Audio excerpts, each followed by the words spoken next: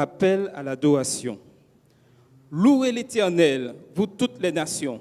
Célébrez-le, vous tous les peuples, car sa bonté nous est grande et sa fidélité durera toujours. Louez l'Éternel. Amen. Tes louanges. Je vous invite à entonner avec nous les paroles de notre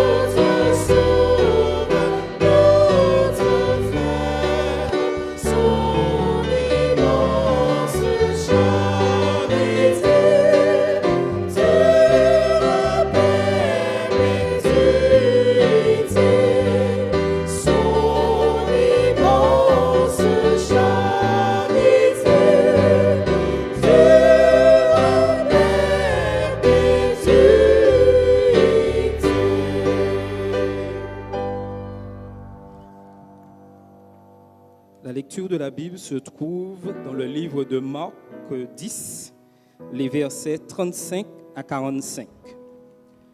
Les fils de Zébédée, Jacques et Jean, s'approchèrent de Jésus et lui dirent : « Maître, nous voudrions que tu fasses pour nous ce que nous te demanderons.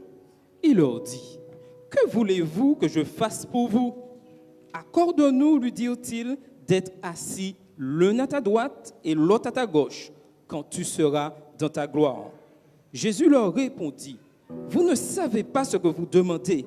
Pouvez-vous boire la coupe que je dois boire ou être baptisé du baptême dont je dois être baptisé? Nous le pouvons, dirent-ils. Et Jésus leur répondit, il est vrai que vous boirez la coupe que je dois boire et que vous serez baptisés du baptême dont je dois être baptisé. Mais pour ce qui est d'être assis à ma droite ou à ma gauche, cela ne dépend pas de moi et ne sera donné qu'à ceux à qui cela est réservé. Les 10, ayant entendu cela, commencèrent à s'indigner contre Jacques et Jean. Jésus les appela et leur dit, vous savez que ceux qu'on regarde comme les chefs des nations les tyrannisent et que les grands les dominent. Il n'en est pas de même au milieu de vous, mais quiconque veut être grand parmi vous, qu'il soit votre serviteur, et quiconque veut être le premier parmi vous, qu'il soit l'esclave de tous. Car le Fils de l'homme est venu, non pour être servi, mais pour servir et donner sa vie comme la rançon de plusieurs. Amen. Que l'Éternel bénisse sa parole. Je vous invite à vous tenir debout.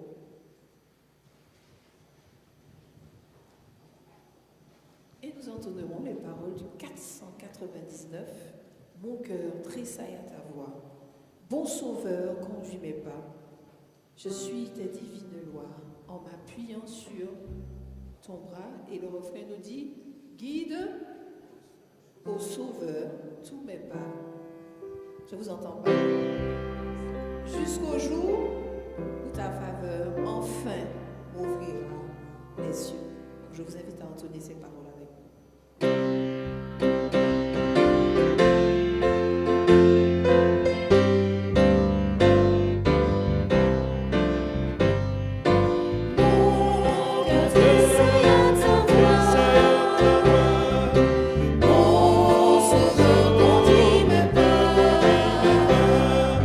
Sur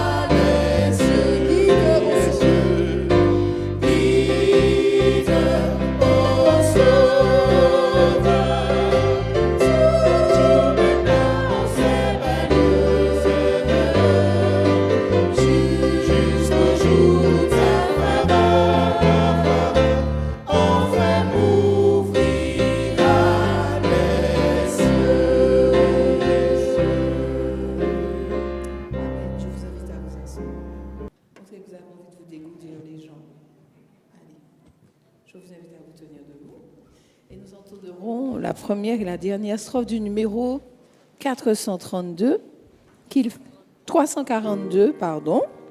fait bon à ton service.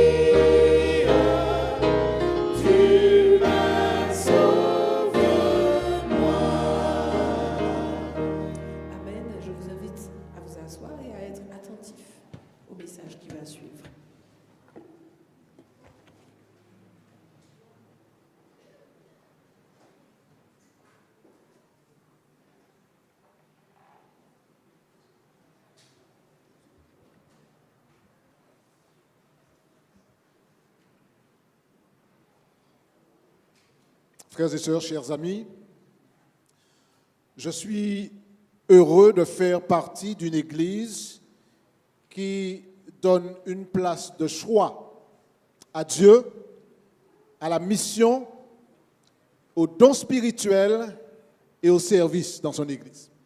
Je remercie Dieu pour ce privilège qu'il nous donne de le servir. Et ce matin, nous sommes en train de participer à un moment qui met l'accent sur le service grâce aux dons que le Seigneur a donnés, et pour cela je dis merci au Seigneur. Tout à l'heure, nous allons donc procéder à l'imposition des mains pour 3 diaconesses et un ancien. La question se pose, puisqu'ils sont tous les 4 assis devant. Comment avez-vous fait pour arriver là? Qui vous a demandé de venir ce matin? Ça peut paraître bizarre comme question, mais je la pose quand même si vous êtes déjà là. Que faites-vous là? Que faites-vous là? Alors certains seraient tentés de dire, c'est quoi ce genre de pasteur-là qui demande aux gens qu'est-ce qu'ils font là alors qu'ils sont déjà assis et que le service a déjà commencé. La question, elle n'est pas posée innocemment. Je la pose simplement puisque une des premières choses dont il faut se rappeler, c'est la raison pour laquelle je suis qui je suis et je fais ce que je fais. Par conséquent, Kelly, Eulalie, Evelyne et Christiane, tous les 4, vous êtes là pour une raison. Certains qui voient les choses de manière superficielle pourraient dire, vous êtes là parce que lors des dernières nominations, eh bien, on vous a demandé, est-ce que vous voulez accepter? Et vous avez dit oui. L'Église vous a proposé et vous avez répondu oui. Mais c'est plus que cela. Le diaconat et l'anciennat sont des ministères auxquels Dieu appelle ceux que lui-même a choisis. Ça veut dire que si vous êtes là, c'est parce que Dieu vous a choisi. Si vous avez bien compris votre ministère, vous n'avez pas usurpé la place. Vous ne vous êtes pas installé là vous-même. Vous avez répondu à un appel que Dieu lui-même vous a lancé. Si on ne comprend pas cela, on passe à côté du ministère. C'est Dieu qui lance l'appel parce qu'il vous connaît. Il sait ce qu'il y a dans votre cœur. Il vous a équipé en vous accordant des talents, des dons, des capacités particulières. Dieu connaît, vous tous les quatre, il connaît votre cœur, votre parcours, vos points forts, vos points faibles. Et malgré cela, il vous appelle à le servir. Et ce matin, donc, votre présence ici n'est pas simplement une présence qui répond à une convocation de l'Église. Parce que l'Église a déclaré que le 31 mai, il y aurait consécration, donc vous êtes venus. Non, vous êtes là parce que dès le départ, vous avez compris, je veux croire, que c'est Dieu qui vous a appelé et que vous ne pouvez faire autre chose que dire oui lorsque Dieu vous accorde le privilège de vous appeler et de collaborer avec lui à son service. Voilà la raison pour laquelle vous êtes là ce matin. Dieu a donc décidé, chers diaconesses et chers anciens, que vous n'êtes pas des membres inutiles. Il vous a accordé des dons. Il est dit dans la parole de Dieu au chapitre 4 de la première épître de Pierre, ce qui suit, les versets 10 à 11. J'aime bien considérer ce passage, 1 Pierre 4, versets 10 à 11, qui nous rappelle ceci. Comme de bons dispensateurs des diverses grâces de Dieu, que chacun de vous mette au service des autres le don qu'il a reçu. Si quelqu'un parle, que ce soit comme annonçant les oracles de Dieu, si quelqu'un remplit un ministère, qu'il le remplisse selon la force que Dieu communique, afin qu'en toute chose, Dieu soit glorifié par Jésus-Christ, à qui appartiennent la gloire et la puissance au siècle des siècles. Amen. Il y a une raison donc pour laquelle Dieu nous appelle. J'ai un rôle, dans le plan de Dieu lui-même. J'ai une place dans son Église. J'ai une mission à accomplir. Et je le dis pour l'ensemble de l'Église, il n'y a personne dans l'Église de Dieu qui soit chômeur. Ça n'existe pas. Il n'y a pas de chômage dans l'Église du Seigneur. Il n'y a personne qui puisse dire « je n'ai rien à faire » puisque Dieu a accordé à chacun, si je m'en tiens à ce que dit la Bible dans 1 Corinthiens, Dieu a accordé à chacun des dons et il ne donne pas des dons qui ne servent à rien du tout. Vous n'êtes donc pas là par hasard. Alors si Dieu vous a appelés, tous les quatre, et ceux qui avant vous ont répondu à l'appel, cela signifie que je suis conscient que si je suis diacre, si je suis diaconesse, si je suis ancien, c'est parce que Dieu lui-même a voulu que je le sois. Et je vais dire une chose qui peut être choquante aux oreilles de certaines personnes. Cela signifie que je peux être appelé par une église sans pour autant que je n'ai répondu à un appel venant de Dieu. Si je ne comprends pas que c'est Dieu qui m'a appelé et que je réponds simplement parce que j'ai été sollicité, je dois m'assurer que j'ai reçu l'appel de Dieu. Et c'est pourquoi d'ailleurs, à certains moments, puisque nous sommes dans un monde imparfait, j'ai le droit de dire non, l'appel que Dieu me donne, c'est pour tel ministère, parce que c'est Dieu qui me connaît, c'est lui qui me parle et c'est lui qui me lance l'appel. Mais si vous êtes là, je suis convaincu que Dieu non seulement vous a appelé, mais il vous a donné la conviction de votre valeur et de votre utilité dans l'Église. Et c'est pourquoi ceux qui sont appelés par Dieu, aiment ce qu'ils font. Les diaconesses qui sont appelées par Dieu aiment le ministère du diaconat. Les anciens qui sont appelés par Dieu aiment le ministère de l'anciennat. Vous imaginez dans l'Église un ancien qui se dise « mais qu'est-ce qui m'a pris de dire oui lorsqu'on m'a demandé? Qu'est-ce que je fais là ?» Ou une diaconesse qui se dirait « j'aurais mieux fait de dire non ». Quand on est appelé par Dieu, on sait que Dieu veut que l'on soit là. Ça ne veut pas dire qu'il n'y aura pas de difficulté. Ça ne veut pas dire qu'il n'y a pas de défi. Ça veut dire que je sais que Dieu qui m'a appelé, il sera à mes côtés pour m'accompagner tout au long de mon ministère. Alors Dieu n'a jamais dit que le parcours serait un chemin parsemé de roses. Ce n'est pas dans la Bible. Mais il nous assure de sa présence tout au long du chemin. Et c'est pourquoi lorsque je dis au Seigneur, me voici, envoie-moi, je vais avec la force que Dieu me donne et avec l'assurance qu'il sera à mes côtés. Alors, Dieu vous ayant appelé, vous pouvez tous les quatre compter sur lui pour avancer au milieu des défis et des difficultés.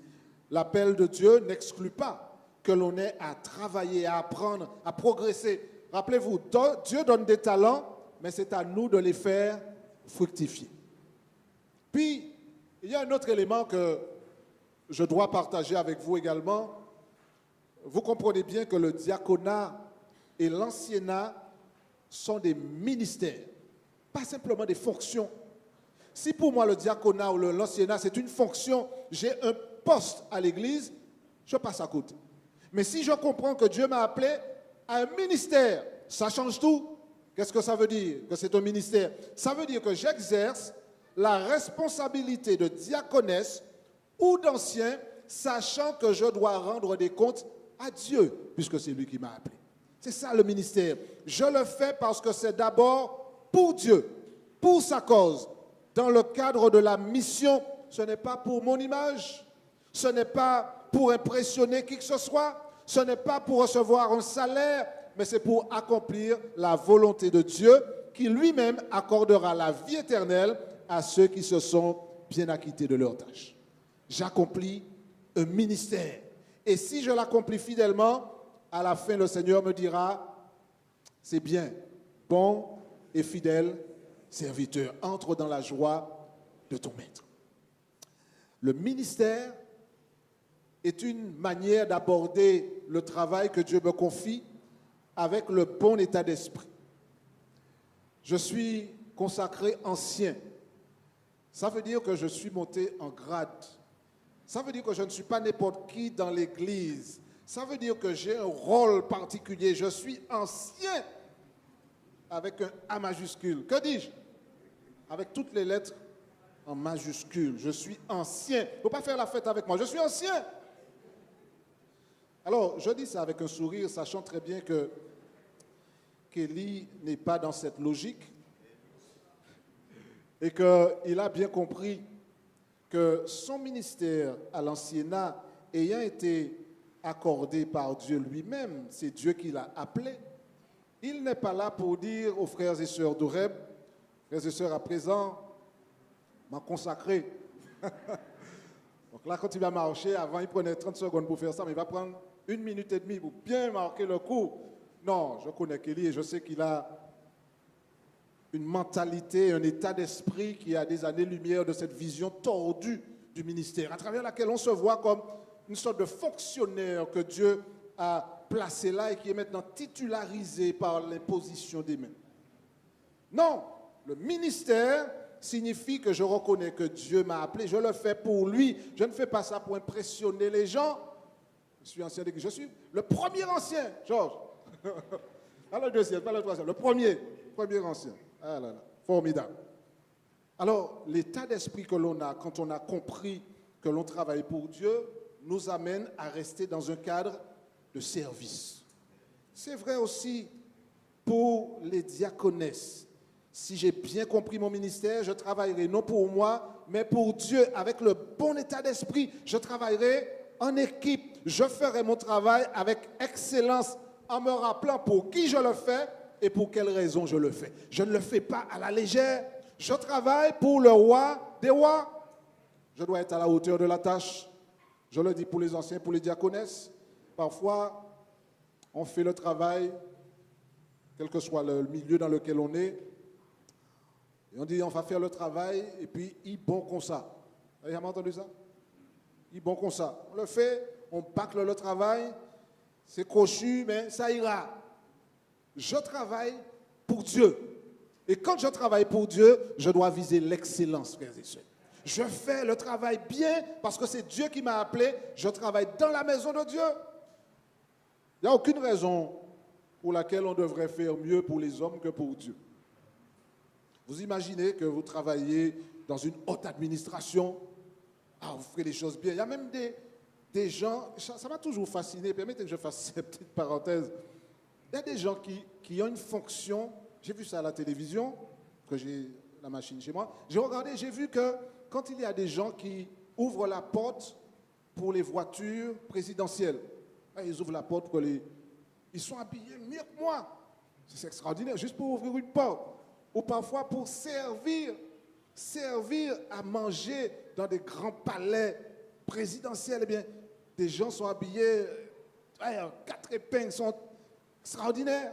Pour Dieu, je ne peux pas considérer qu'on est à un étage en dessous. Je donne ce qu'il y a de meilleur lorsque je travaille pour le Seigneur, frères et sœurs. Je travaille pour Dieu. Donc quand je balaye l'église, sachant que c'est l'église de Dieu et je le fais avec excellence. Je passe la serpillière divinement, n'est-ce pas? Je passe la serpillière à l'état d'esprit que je travaille pour Dieu, c'est la maison de Dieu et que je lui offre ce qu'il y a de meilleur. Je suis ancien d'église. Quand je viens prêcher la parole, je m'assure d'avoir ce qu'il y a de meilleur. Je ne vais pas me contenter simplement de ce que certains appellent des sermons micro-ondes, qui sont juste réchauffés pour une occasion, mais je donnerai l'occasion à Dieu de m'inspirer, de me parler et de me donner une parole pour le peuple, parce que je travaille pour mon Seigneur. La notion de ministère est attachée à cette vision de Dieu, de moi-même et de son Église. Si je suis un ancien, que je sois le meilleur ancien que Dieu peut voir en moi. Si je suis une diaconesse, que je sois une excellente diaconesse devant Dieu. Et quand on est diaconesse ou quand on est ancien, la Bible nous invite à faire preuve de caractéristiques incontournables. Que doit-on retrouver chez l'ancien ou chez la diaconesse? Qualité requise, humilité, courage, intégrité. Alors, on ne fait pas passer d'examen avant de devenir diaconesse ou avant de devenir ancien. Mais c'est Dieu qui a choisi, c'est Dieu qui a équipé et il sait qui est qui. Mais il demande simplement une chose, que ceux qui se mettent à son service soient remplis de l'Esprit Saint. Si vous lisez Acte 6, vous allez réaliser que ceux qui ont été appelés au diaconat, on n'a pas dit quels sont ceux qui savent bien nettoyer, quels sont ceux qui savent manier la serpillière avec expertise, quels sont ceux qui savent bien se retrouver dans un jeu de clés à plusieurs dizaines de clés. Non, qu'ils soient remplis du Saint-Esprit. Ministère hautement spirituel, c'est ça qu'on demande à ceux qui se mettent au service de Dieu. Je suis rempli de l'Esprit, c'est la qualification première. Parfois, on embauche des gens qui n'ont pas forcément toutes les qualifications. Certaines personnes sont assez futées pour se faire embaucher et puis elles diront, bon, je vais apprendre en travaillant. Parfois ça se passe bien, parfois on réalise très vite qu'il aurait mieux valu apprendre avant. Mais dans le service pour Dieu, je m'assure que Dieu m'a appelé, qu'il m'a équipé, que je suis rempli de son esprit et que je travaille en laissant Dieu m'utiliser. Je suis donc qualifié pour la tâche, non pas parce que je suis meilleur qu'un autre, mais parce que j'ai laissé Dieu me transformer et me donner les ressources dont j'ai besoin pour exercer ce ministère. C'est ça, le ministère de l'anciennat ou du diaconat. On s'attend à ce que l'ancien ou la diaconesse, puisque c'est le cas pour aujourd'hui, soit en service 24 heures sur 24. Alors, ça mérite une explication. Alors, heureusement qu'on ne travaille pas 24 heures sur 24. Mais quand, Kelly, tu n'es pas de service, tu n'arrêtes pas d'être un ancien d'église. Tu n'arrêtes pas d'être un ambassadeur pour Dieu. Et c'est pareil, Eulalie, Christiane et Evelyne, elles sont diaconesses, mais lorsqu'elles ne sont pas de service, elles demeurent quand même des femmes que Dieu utilise pour pouvoir le représenter partout où elles se trouvent. Le ministère du diaconat ne demande pas, ni celui de l'anciennat d'ailleurs, des personnes infaillibles. Mais Dieu demande des anciens courageux, exemplaires, fidèles, qui ont de l'acier dans leur colonne vertébrale, des personnes loyales, spirituelles, fidèles à Dieu comme la boussole l'est au pôle, des anciens qui sont suffisamment humbles pour apprendre et grandir, se développer, pour diriger, animer des sentiments qui étaient en Jésus-Christ. Dieu demande une génération de diaconesses qui exercent le ministère de manière digne et noble, qui s'acquittent de leurs tâches avec excellence et dans l'esprit du Seigneur. anciens et diaconesses, vous serez confrontés à des défis. Les circonstances vont faire ressortir de quels matériaux vous êtes fabriqués. Parfois, on se dit certaines choses, mais on ne réalise pas ce que ça veut dire. Ce matin, dans la classe de l'école du sabbat où j'étais, je faisais remarquer qu'il faut non seulement se réjouir de ce que lorsque la terre se fond d'épouvante, que le monde est dans le chaos, que les montagnes chancellent au cœur des mers, que Dieu sera là prophétiquement pour soutenir son peuple et qu'il ne permettra pas que notre pied chancelle.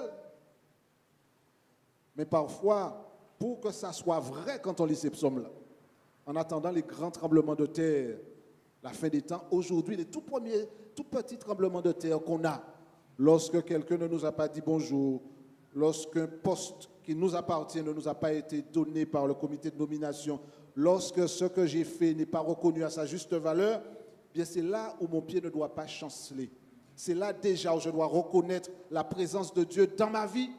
Je suis appelé à un ministère qui va me confronter à des épreuves qui vont faire ressortir quel genre de personne je suis exactement. Alors, c'est vrai qu'on aurait pu ne pas dire cela et j'aurais pu vous présenter un petit sermon gentil, très lisse, sans aspérité, où je vous dis Dieu est bon, il vous a appelé, alléluia, amen, et chacun dit amen et la suite au prochain numéro. Sauf qu'à un moment, il faut pouvoir parler vrai et reconnaître que dans le monde dans lequel nous vivons, oui, on peut être ancien d'église et être incompris, mal jugé, méprisé, accusé, mais Dieu nous demande de tenir bon, de rester dans la maîtrise de soi et de laisser Christ guider vos pensées, vos paroles et vos gestes. Priez avant et agissez après, pas l'inverse. C'est la recette du succès. Chère diaconesse, soyez courageuse. Votre travail ne sera pas toujours apprécié ou respecté parfois, mais nous avons besoin de diaconesses qui soient fidèles, qui gardent les yeux fixés sur le Seigneur et qui avancent quelles que soient les circonstances. Et puis, je crois quand même qu'il est important de rappeler que non seulement la notion de ministère doit être claire dans notre esprit, mais que celle de serviteur également doit être bien au clair. Vous êtes là par rapport à Dieu et non pas par rapport à vous. Christ demeure la tête de son Église et il restera au centre de toutes les activités de l'Église.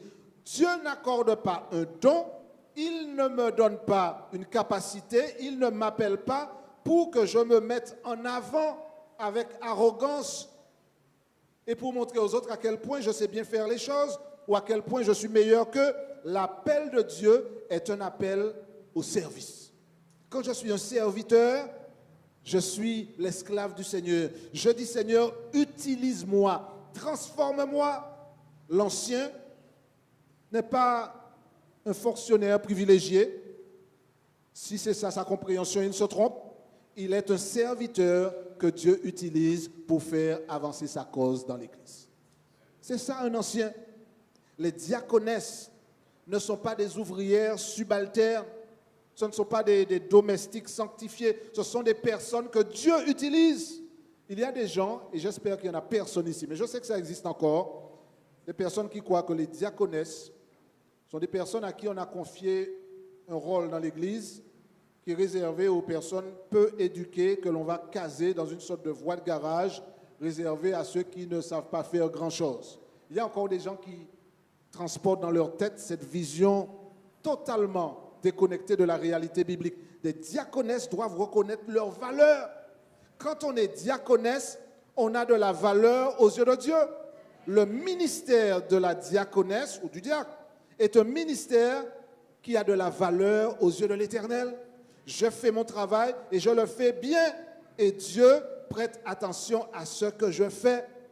Vous savez, nous sommes venus ce matin, tout le monde est content, on s'est assis. Ce matin, je sais que l'Église est propre, c'est parce qu'il y a des diacres et des diaconesses. Peut-être que parmi vous, Eulalie, Christiane ou Evelyne, vous étiez parmi les équipes qui ont nettoyé cette semaine, je n'en sais rien. Les diaconesses sont impliquées dans le nettoyage, dans la décoration. Regardez ce qui a été fait là. Je sais que des diaconesses sont impliquées. Je sais qu'il y a eu Ninon et d'autres qui participent. C'est bien, les diaconesses ont une place importante dans le vécu de l'Église. Et je dis merci à Dieu pour le service des diaconesses. Il nous faut apprendre à reconnaître à leur juste valeur ces personnes qui s'investissent pour la cause de Dieu. Mais les diaconesses doivent être conscientes elles-mêmes qu'elles ont de la valeur. On ne va pas dire aux diaconesses, c'est bien. Aujourd'hui, vous êtes consacrés, diaconesses, travaillez encore un peu plus. Et puis, si vous faites bien, vous allez atteindre le stade d'ancienne un jour. Non, ce n'est pas une pyramide. Nous ne sommes pas dans une démarche où on cherche à aller plus haut que l'autre. Nous sommes simplement au service du Seigneur Jésus. Nous sommes au service du même maître. Nous avons reçu la même mission et nous nous préparons à vivre dans la même éternité. Peut-être que je me trompe. Peut-être qu'il y aura à l'éternité le quartier réservé aux pasteurs. Et puis un petit peu plus loin, le quartier réservé aux anciens. Et puis au sous-sol, il y aura les diacres et les diaconesses. Je le dis parce que même sans employer ces termes-là, dans l'esprit de beaucoup de personnes, je suis supérieur lorsque je suis pasteur, un tout petit peu moins quand je suis ancien, diacre et diaconesse. Voilà, on a cette vision pyramidale. Si c'est le cas, divorçons de cette manière de voir. Elle n'a aucune filiation avec le texte biblique. La Bible dit que nous sommes au service du même maître. Nous sommes au service du même Seigneur. C'est le même esprit qui nous a équipés de dons et de capacités. Et c'est ce même Seigneur à qui nous devons tous rendre des comptes. Par conséquent, si je suis diacre, merci Seigneur de m'avoir appelé à être diacre. Si je suis diaconesse, merci Seigneur de m'avoir appelé au ministère du diaconat. Je suis ancien, merci Seigneur de m'avoir appelé. Donne-moi de te servir là où tu m'as appelé avec fidélité. Et nous ne le faisons pas dans un esprit de parti. Dans Marc 10, versets 43 et 45, nous l'avons lu tout à l'heure, il est dit, il n'y en a pas de même au milieu de vous. Quiconque veut être grand parmi vous, qu'il soit votre serviteur. Et quiconque veut être le premier parmi vous, qu'il soit l'esclave de tous. Car le Fils de l'homme est venu non pour être servi, mais pour servir. Cette notion de service est clé pour l'exercice de tout ministère dans l'Église. Soyez donc, et ça c'est important que je le dise en terminant, soyez une source d'inspiration pour les autres, pour les plus jeunes. Que ceux qui vous voient fonctionner en tant que diaconesse disent, eh bien moi aussi j'aimerais être diaconesse pour les jeunes sœurs. Quand je vois comment vous fonctionnez, l'état d'esprit, j'aimerais bien être diaconesse. Vous inspirez les autres. Quand on regarde un ancien agir, fonctionner, s'investir dans l'Église, eh bien, d'autres personnes devraient dire, eh bien, je ressens l'appel, j'hésite, mais quand je vois comment un tel fonctionne, eh bien, je suis encouragé à répondre moi aussi à l'appel que Dieu me lance. Les autres vous observent, vous êtes une lettre lue de tous les hommes. Votre attitude, vos réactions, vos paroles, votre dévouement, votre capacité d'entrer en relation avec les autres, à être des agents de paix, à encourager, à être un homme ou une femme de prière, fera que vous soyez ou non une source d'inspiration. Si quand on vous voit à l'église, vous êtes toujours celui qui met un cancan en route, si vous êtes de ceux qui sélectionnent sur les doigts des mains à qui je dis bonjour et à qui je ne dis pas bonjour, vous êtes carrément là. Ce n'est pas comme ça qu'il faut fonctionner. Il faut fonctionner avec l'état d'esprit de Jésus. J'aime tout le monde, même ceux qui ne m'aiment pas. Je suis au service de Dieu. Il y a des gens qui ne sont pas contents. Ça, c'est yo. Je travaille pour le Seigneur. Je suis un homme de prière. Je ne suis pas là pour injurier qui que ce soit. Je ne suis pas là pour faire du cinéma ou des macaqueries. Je suis au service du Seigneur. Il n'y a pas macaquerie. Là, j'ai ajouté ça au dernier moment. Un mot pour les conjoints. Ma femme a toujours dit ça. Écris le sermon, Patrick. Un mot pour les conjoints. Vous, conjoints, ou conjointes, vous ne serez pas mis à part par imposition des mains tout à l'heure. Mais vous avez un rôle à jouer. Votre rôle est important parce que la bénédiction de Dieu doit reposer aussi sur vous. Vous êtes une source d'encouragement pour votre conjoint. Keren, quand Kenny va revenir après un conseil d'anciens, où il y aura eu tout, du piment, du poivre, bois d'Inde et du vinaigre par-dessus tout, devra être celle qui, comme tu le fais certainement déjà, l'encourage à dépasser la difficulté immédiate pour fixer les yeux sur la récompense ultime. Alors, j'espère qu'en disant ça, je n'ai pas découragé tous ceux qui voulaient être anciens, qui disent, mais si je reçois l'appel, je m'empresserai de dire non, non, parce que quand Dieu vous appelle, il vous donne l'antidote pour faire face au vinaigre, il vous donne tout ce qu'il faut pour que, avec, vous savez, du feu, vous pouvez détruire, mais vous pouvez aussi cuire un repas. Vous savez, la manière dont vous abordez les choses va dépendre de qui est votre maître, qui habite dans votre esprit. Donc le conjoint a un rôle à jouer. Celui qui est aux côtés de la personne consacrée doit être là comme une source d'encouragement. Et puis, vous devez faire preuve aussi de compréhension. Ce n'est pas toujours simple. Quand on est ancien ou diacre, on n'a pas des horaires qui correspondent à ceux qui sont les horaires habituels. Et parfois, on doit faire preuve d'ouverture d'esprit. On doit faire preuve de cet esprit de compréhension. Et que Dieu vous accorde cette sagesse dont vous avez besoin. Soyez en tout cas assurés de la présence de Dieu dans vos vies. Soyez sûrs que vous pouvez compter sur lui. Soyez sûrs que le Seigneur sera là pour vous entourer. Et un mot à l'église dans laquelle vous aurez à agir, à intervenir. Que vous puissiez prier pour ceux qui seront consacrés. Que vous soyez là pour les aider, pour respecter ces anciens, ces diaconesses, pour collaborer avec eux. Que vous soyez ceux qui sont à leur côté pour leur permettre d'avancer et d'exercer leur ministère dans de bonnes conditions. L'imposition des mains sera faite dans un instant. Elle permet de mettre à part, c'est-à-dire de reconnaître, de consacrer à un usage particulier une personne qui a reçu les dons du Seigneur. L'Église reconnaît donc en vous des personnes qui ont reçu l'appel de Dieu et qui ont les qualités requises pour exercer le ministère. Mais je vous le dis, Kelly, Eulalie, Christiane et Evelyne, après l'imposition des mains tout à l'heure, vous allez vous rendre compte en vous relevant de la position de la prière que vous êtes la même personne. Vous avez le même âge, la même couleur, votre compte en banque est inchangé, la même lettre qui vous dit que vous devez des impôts sera toujours là quand vous rentrerez chez vous. La voiture que vous n'avez pas fini de payer, elle sera encore là. L'imposition des mains n'aura pas fait disparaître par magie les difficultés que vous confrontez. Par contre, vous allez vous relever différemment parce que vous allez avoir la conviction que le Seigneur qui a répandu sur vous son esprit sera à côté de vous et vous donnera le ballon qu'il faut pour avancer, quelles que soient les épreuves et les difficultés qui seront sur votre chemin. Une chose aura changé. Vous serez plus déterminé que jamais à servir Dieu avec joie, à travailler dans son Église pour sa gloire et pour l'avancement de sa cause. Que Dieu bénisse l'Église d'Horeb où vous aurez à intervenir.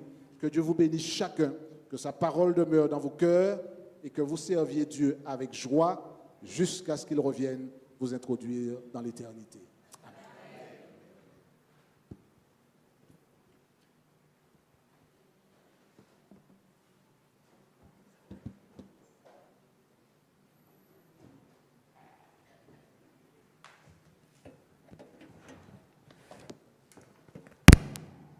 Je vais vous inviter à vous tenir debout et nous allons entonner ensemble les paroles du numéro 330 de notre hymne et louange.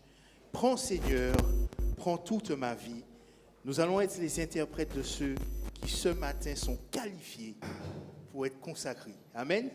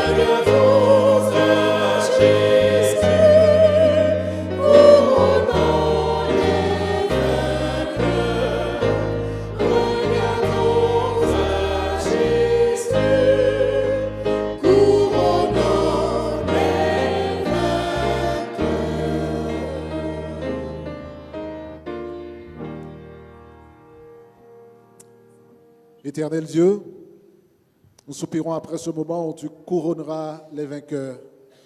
Mais d'ici là, garde-nous fidèles, persévérants, courageux, dévoués à la tâche que tu nous as confiée.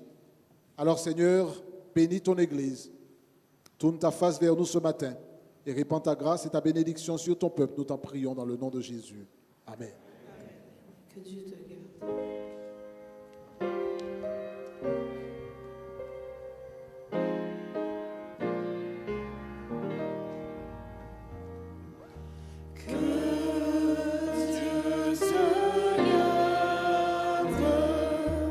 Qu'il marche avec toi, que Dieu te garde, qu'il protège tes voies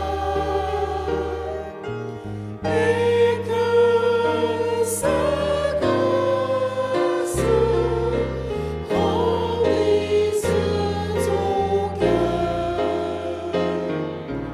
Que Dieu te garde en quittant ce lieu. Que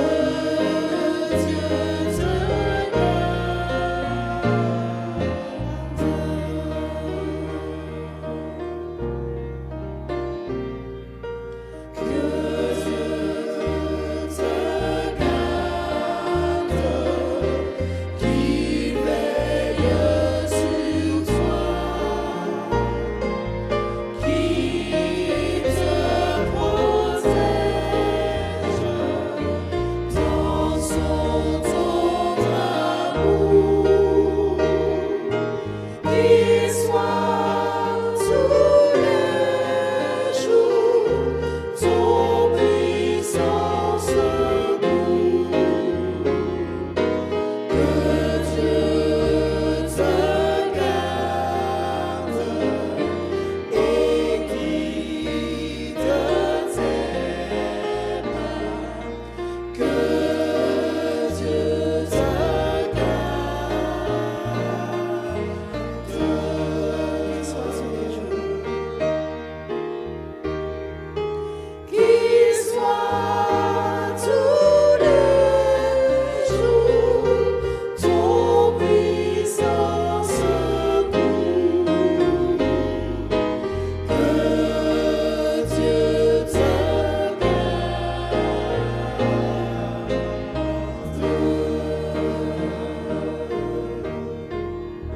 Amen. Que Dieu nous garde, qu'il nous bénisse. N'oublions pas notre rendez-vous cet après-midi à 16h avec le ministère auprès des femmes. Vous êtes tous cordialement et chaleureusement invités.